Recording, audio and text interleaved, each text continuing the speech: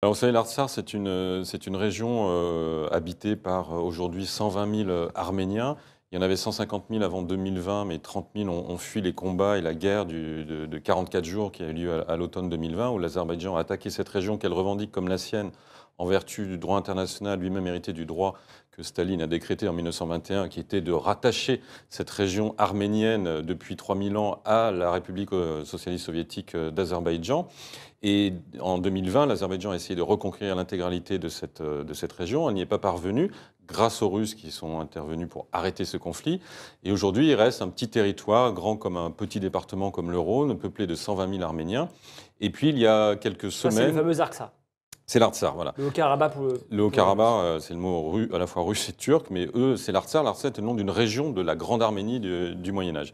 Et le 12 décembre dernier, le gouvernement azéri a envoyé des faux militants écologistes qui n'ont jamais revendiqué quoi que ce soit en 40 ans de pouvoir par la famille Aliyev pour dire il y a des mines d'or qui polluent la région, donc on va chasser les ouvriers, le millier d'ouvriers arméniens qui se trouvent là, et puis récupérer tant qu'à faire cette région. Les ouvriers les en ont empêchés. Du coup, ils ont bloqué ce qu'on appelle le corridor de Latchine, qui relie l'Arménie et l'Artsakh, l'Artsakh dépendant à 90% de l'Arménie pour tous ses besoins. Donc depuis 43 jours, 44 jours exactement, il n'y a plus rien qui passe entre l'Arménie et l'Artsakh. C'est-à-dire il n'y a plus de médicaments, il n'y a plus de vivres, il n'y a plus de gaz non plus, parce que le gaz passe par des tuyaux depuis l'Arménie que les Azéris coupent régulièrement, donc il n'y a plus de chauffage. Il n'y a plus d'essence, il n'y a plus de billets de banque. Et la population est en train de mourir de froid et de faim. Il y a à peu près 30 000 enfants et 20 000 personnes âgées parmi ces 120 000 personnes. Et le monde semble un petit peu indifférent à cette situation, très préoccupé par la situation en Ukraine notamment. Et les Arméniens appellent au secours les instances internationales, y compris humanitaires, y compris des droits de l'homme. Les enfants, par exemple, n'ont plus l'école, parce que les écoles sont plus chauffées. Que font les organismes internationaux qui s'occupent du droit à l'éducation, par exemple? C'est ce que disent les Arméniens aujourd'hui. On va revenir sur les conditions de vie des Arméniens, mais je le disais, vous avez été reçu par Emmanuel Macron lundi à ce sujet, vous n'étiez pas le seul. Pourquoi avez-vous tenu à rencontrer le chef de l'État sur ce sujet? Alors c'est vrai qu'au Figaro Magazine, ça fait maintenant plus de 2 ans qu'avec Sylvain Tesson, on essaie de porter la parole des Arméniens. Lorsqu'on a couvert la guerre en Artsakh, on est revenu en disant attention, ça n'est pas fini, ce n'est qu'un début, parce que les velléités des Turcs et des Azéris, elles sont très simples, c'est éradiquer les Arméniens, c'est chasser les Arméniens comme des chiens de cette région. Donc ils ne s'arrêteront pas là. Demain, ça sera le reste de l'Artsakh, ou demain, ce sera le sud de l'Arménie, ce qu'on appelle le Syunik, le Zangezur pour les Azéris. Ça veut dire que les Arméniens sont purement et simplement menacés Ah oui, d'épuration ils ethnique? sont menacés, absolument, d'épuration ethnique. C'est un mot très fort, c'est un mot qui a une connotation vraiment. Mais quand vous regardez les discours de Aliyev ou de Erdogan, c'est ça. Les Arméniens sont une tâche qu'il faut effacer de cette région. Donc on porte cette voix avec Sylvain Tesson. On a eu quelques relais médiatiques ou politiques, un certain nombre de députés, de sénateurs européens ou français qui se sont engagés, mais un petit peu des voix isolées. Et à un moment donné, on s'est dit on va essayer d'aller voir la personne qui seule politiquement peut faire quelque chose, qui est le président de la République française, donc avec Pascal Bruckner, Olivier Weber, grand reporter et qui a été ambassadeur des droits de l'homme itinérant, et Sylvain Tesson, accompagné de Yuri Djorkaeff, que le président de la République aime beaucoup et qui fait un petit peu le relais aussi avec la diaspora. 98, joueur de foot. Voilà, on est allé voir Emmanuel Macron lundi à l'Élysée. En tout cas, il a accepté de nous recevoir pour parler pendant une bonne heure de cette situation. Ça a été compliqué d'obtenir cette rencontre avec le chef de l'État? Très franchement, pas tant que ça. C'est à partir du moment où on a lancé le processus, sur le principe, pour vous dire la vérité, dans le Figaro Magazine, Sylvain Tesson a interpellé le président de la République il y a quelques mois. Le président de la République a répondu à cette interpellation dans une émission de télé de Caroline Roux. Sur France 2, oui. Sur France 2. Et ensuite, le président de la République est resté en contact avec Sylvain Tesson en disant on se revoit pour parler de l'Arménie. Et Sylvain l'a pris au mot en disant voilà, on est quelques-uns. On a fait une pétition mi-décembre dans le Figaro de 300 intellectuels, écrivains, artistes, philosophes, pour demander d'agir pour sauver les Arméniens d'Artsakh. C'était au tout début du blocage. Et là, on s'est dit, les pétitions, c'est très bien, les discours, c'est très bien, les reportages, c'est très bien, les tribunes, c'est très bien, mais à un moment donné, il faut passer à l'action politique. Le seul qui peut passer à l'action politique et qui a montré, il nous a-t-il semblé, l'envie de le faire ces derniers mois, on pourra en parler, c'est Emmanuel Macron. Et donc, on a sollicité une rencontre et ça a été décidé assez rapidement. Oui. Combien de temps a duré cette rencontre? Une heure. Une heure. Et qu'est-ce que vous lui avez dit? Est-ce que vous l'avez senti? Est-ce que vous l'avez senti concerné? Est-ce que vous pensez avoir été entendu?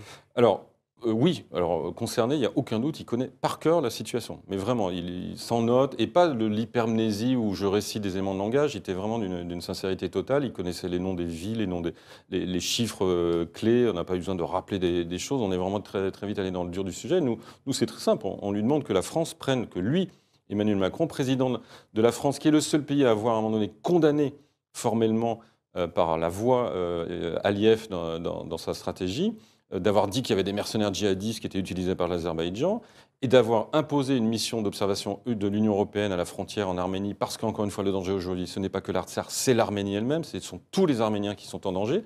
Macron porte ses voix tout seul en Europe, pour des raisons notamment liées à l'acheminement du gaz azéri en remplacement, si on peut dire, du gaz russe. Beaucoup de pays européens disent, nous, on a besoin du gaz azéri pour se chauffer, puisqu'on empêche, enfin, on ne veut plus du gaz russe. Donc on ne touche pas à ça. Les Allemands ont beaucoup de Turcs dans leur territoire. Et il n'y a que Macron qui fait des choses, des petites choses, mais qui en fait quand même. Donc c'était assez logique. Donc nous, on lui dit, faites-en plus. On lui dit, aujourd'hui, il y a une urgence, il y a une impasse politique, puisque les Russes ne font rien pour déloger ces Azéris qui illégalement occupent ce corridor. Faites au moins ce que la France sait très bien faire, c'est de l'humanitaire immédiat.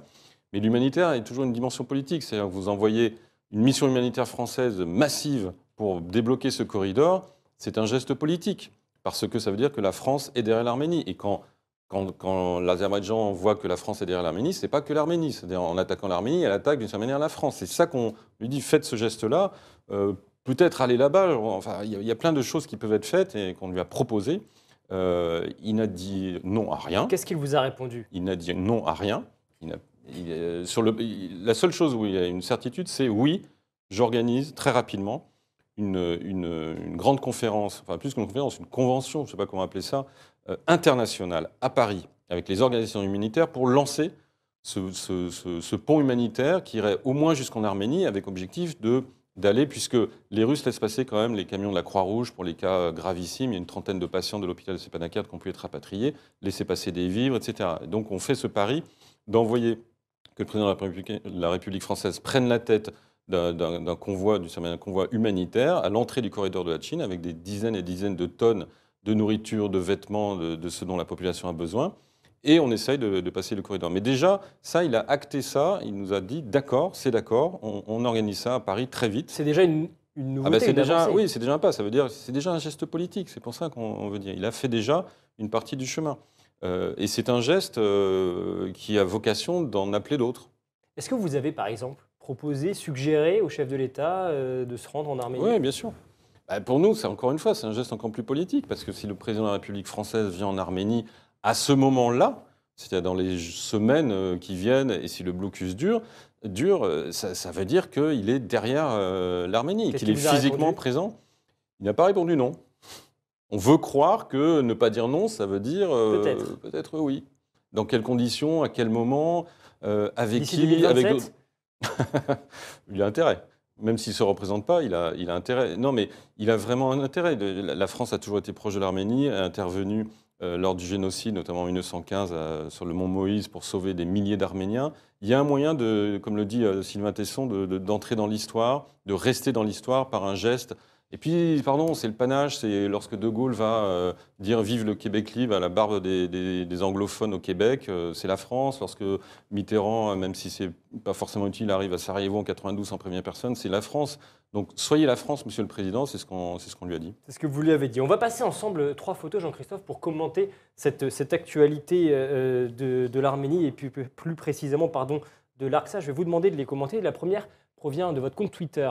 Jean-Christophe, vous avez publié cette photo ce matin et on voit une scène de vie quotidienne d'une famille arménienne en Artsakh. Oui, je reçois beaucoup de photos d'Artsakh que j'essaye de diffuser, alors pas en masse, mais celle-là m'a paru particulièrement symbolique de la situation. Comme vous l'avez dit tout à l'heure, là au moment où on se parle, il fait moins 3 degrés à Stepanakert, qui est la capitale. On est entre 1000 et 1500 mètres d'altitude.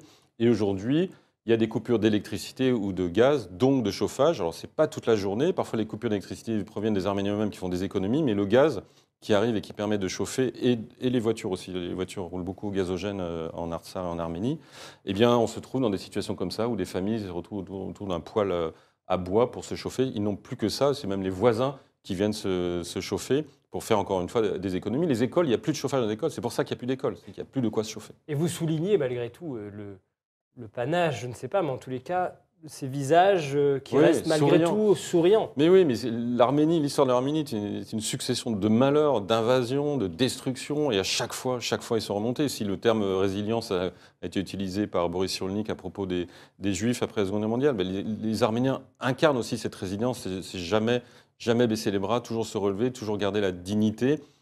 Ça leur a coûté cher d'ailleurs, parce que ils ne sont pas spectaculaires, les Arméniens, lorsqu'ils souffrent. Ils ne sont pas enfermés dans des camps et à supplier. Aujourd'hui, les magasins sont vides à Stepanakert, mais vous n'avez pas des queues devant les magasins qui feraient des belles images pour la télé. Et c'est peut-être ça aussi qui manque pour eux. Pour intéresser le monde, il faut des images. Et pour des images, il faut jouer ce jeu-là. Et ils ne le veulent pas, ils ne le voudront jamais, parce qu'ils resteront toujours droits et dignes dans leur souffrance. On va regarder justement une deuxième image pour commenter cette actualité, plus précisément une vidéo. La voici. Je vous laisse, Jean-Christophe, la commenter. Ça se passe en Australie. Oui, c'est l'Open d'Australie. C'est Karen Khachanov, qui est un joueur de tennis russe, mais qui évidemment n'a pas de nationalité, puisque les Russes sont bannis des compétitions sportives depuis 1 an, mais qui est d'origine arménienne, de deux côtés, d'ailleurs, de côté d'un grand-père et de sa mère, je crois, et qui, je crois que c'est lorsqu'il a gagné le 8e de finale, ensuite il s'est qualifié encore jusqu'à la demi-finale, a écrit sur la caméra son soutien à l'Artsakh, aux 120 000 Arméniens d'Artsakh. Sa qualification pour les quarts de finale. Voilà, ouais. Artsakh, stay strong, restez ferme, restez fort, l'Artsakh. Et ça a suscité la colère incommensurable de Bakou, de la Fédération de tennis d'Azerbaïdjan, très efficace. Je ne sais pas si vous pouvez me citer un joueur de tennis azerbaïdjanais, mais compliqué là. Pourtant, je suis fan de tennis, mais compliqué. En tout cas, l'Azerbaïdjan demande quasiment l'exclusion de ce joueur parce qu'il s'est permis d'avoir un discours politique, alors que c'est un discours, encore une fois, là on est dans l'humanitaire. Il y a 120 000 personnes qui sont en train de mourir. Un joueur de tennis qui n'est même pas arménien, même s'il est d'origine arménienne, qui dit tenez bon, c'est-à-dire résistez, survivez, et il est menacé. Ce qui montre bien que l'Azerbaïdjan est en permanence en train d'essayer de menacer, d'effacer dès qu'il y a un symbole qui tente d'entretenir une forme d'omerta. De terreur, surtout, de terreur. C'est la politique depuis 2 ans de l'Azerbaïdjan avec les Arméniens, c'est les terroriser, pas forcément physiquement, même psychologiquement, pour les inciter à partir, à quitter ce territoire pour qu'ils puissent l'occuper. C'est vraiment la politique. Et aujourd'hui, c'est la pire des politiques de terreur, c'est d'affamer une population et la réduire à mourir de froid. Troisième image, Jean-Christophe, on va la voir. C'est la présidente de l'Assemblée nationale française, Yaël Braun-Pivet, qui était en déplacement en Arménie il y a quelques jours. Oui, il y a beaucoup de personnalités politiques françaises qui sont allées en Arménie, voire même en Artsakh, aussi bien de gauche comme Anne Hidalgo que de droite comme François-Xavier Bellamy ou Valérie Pécresse ou Éric Zemmour. Il y a quand même une espèce de consensus au sein de toute la classe politique française pour dire qu'il faut aider les Arméniens et des élus politiques qui l'ont fait. Ce qui est important, c'est qu'à la fois Gérard Larcher, président du Sénat, et Yann, président de l'Assemblée nationale, ils sont les numéros 3 et 4 de l'État français. C'est pour ça que ce sont quand même des signaux très forts. Il y a des députés, des sénateurs, des parlementaires, mais maintenant il y a aussi les présidents des 2 assemblées en France qui sont allés apporter leur soutien au gouvernement de Nicole Pachinian, qu'on voit sur la photo. Ce qui laisse penser que, après numéro 3, numéro 4, on peut espérer numéro 2, voire numéro 1, donc Emmanuel Macron. Emmanuel Macron peut-être, en tout cas après votre rencontre de lundi. 2 dernières questions très rapidement, Jean-Christophe. Lundi, les ministres de l'Union européenne, les ministres européens se sont mis d'accord pour établir une mission civile afin d'aider à surveiller la frontière entre l'Arménie et l'Azerbaïdjan. Cela était demandé par l'Arménie, ils ont été entendus, semble-t-il, sur ce sujet. Ça veut dire quoi? Ça veut dire que l'Arménie est enfin entendue, écoutée? Alors, en fait, il y avait, lors du sommet de Prague en octobre dernier, Emmanuel Macron a organisé, en marge de ce sommet, vous saviez, où il y avait tous les pays européens et des pays appelés peut-être à entrer dans l'Union européenne. Donc, en marge de ce congrès, de cette convention, Emmanuel Macron a réussi à organiser un mini-colloque quadripartite avec Charles Michel, le président azéri Ilham Aliyev et le Premier ministre arménien Nicole Pachinian. Il est resté pendant des heures pour discuter et à la sortie de cette réunion, il a réussi à imposer à ses collègues européens qui ne voulaient pas en entendre parler l'idée d'une mission civile européenne qui viendrait en Arménie, le long de la frontière, pour étudier, justement, observer la situation, relever s'il y a des cessez-le-feu qui sont violées, parce qu'aujourd'hui, il y a quand même l'Azerbaïdjan qui occupe 150 km² de territoire arménien d'Arménie illégalement. Et cette mission devait rester un mois. Et en fait, là, ce qu'a réussi Emmanuel Macron, c'est imposer à la mission proposer et donc imposer à l'Union européenne de prolonger cette mission. Parce que cette mission, elle sécurise quand même. Parce que quand l'Azerbaïdjan veut attaquer l'Arménie, tirer sur des soldats arméniens, c'est une chose. Tirer sur des civils irlandais, espagnols, polonais, c'est pas tout à fait la même histoire. Ça veut dire que cette mission, ça peut être efficace, Oui, c'est une forme de sécurisation. Aujourd'hui, je crois qu'ils sont une vingtaine ou une trentaine. Ils peuvent être 50 demain, 100, et puis peut-être qu'un jour, cette mission peut devenir militaire, qui sait. En tout cas, c'est un geste fort qui dit, nous, on est l'Union européenne, on vous surveille. Merci beaucoup Jean-Christophe Buisson. Merci. On revient bien sûr sur ce sujet dans de nombreux papiers sur le Figaro. Et puis je mentionne également à retrouver notre émission spéciale du Club International sur l'Arménie.